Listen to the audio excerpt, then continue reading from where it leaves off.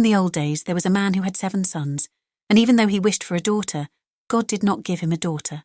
Finally, his wife gave him the hope of another child, and when the child was born, it was a girl. Everyone was very happy, but the child was very weak and small, and because of his disability, they had to give him a special baptism.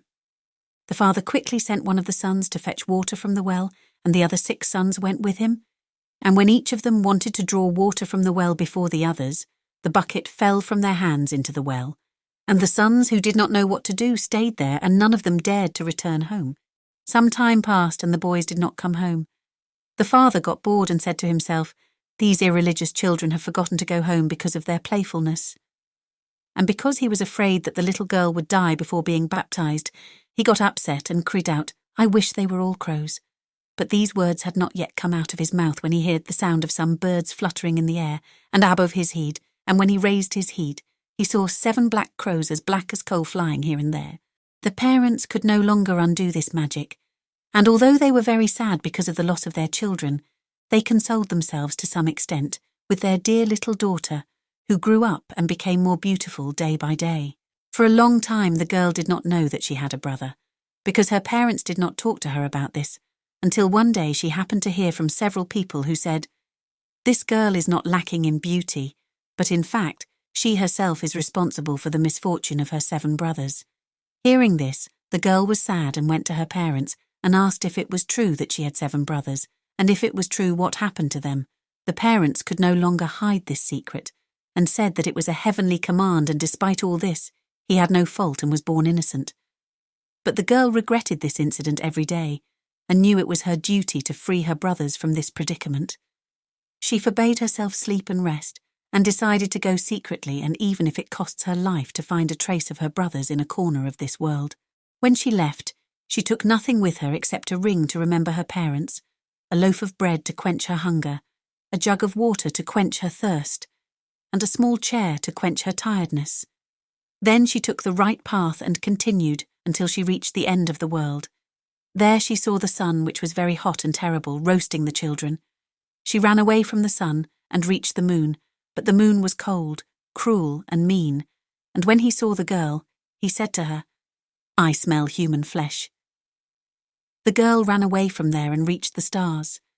The stars were kind and kind-hearted to her, and each sat on a separate chair. So the morning star got up and gave her a small bone and said, "Only with the help of this bone you will succeed in opening the crystal mountain, and you can find your brothers only in the crystal mountain." The girl took the bone and carefully wrapped it in a cloth and continued on her way until she finally reached the crystal mountain. But the door was locked in the crystal mountain, and when she tried to take the bone out of the cloth, she saw that the cloth was empty, and she had lost the gift of the kind stars in the middle of the way. What to do now? She wanted to save her brothers, but she had lost the key to the crystal mountain. But the kind-hearted and kind little sister took a knife and cut her little finger from the bottom, and instead of the bone, she turned it inside the lock of the crystal mountain and opened the door. When she entered, a goblin came forward and said, "My child, what are you looking for?" "I am looking for my brothers, the 7 crows," answered the girl. "Mr. Crows are not at home," replied the goblin. "If you want, you can wait for them to come back." With this, the elf brought the food of the 7 crows in 7 plates and 7 cups to the girl, and she ate a piece from each plate and a drop from each cup, and dropped the small ring that she had brought with her into the last cup.